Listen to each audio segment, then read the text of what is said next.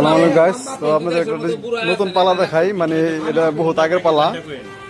আচ্ছা কাকা, কোনটা কেমনে মাপেন এটা একটু দেখান তো। দেখান কাকা, আপনি দেখান না দেখান।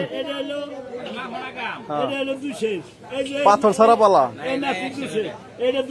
হ্যাঁ 200। তারপরে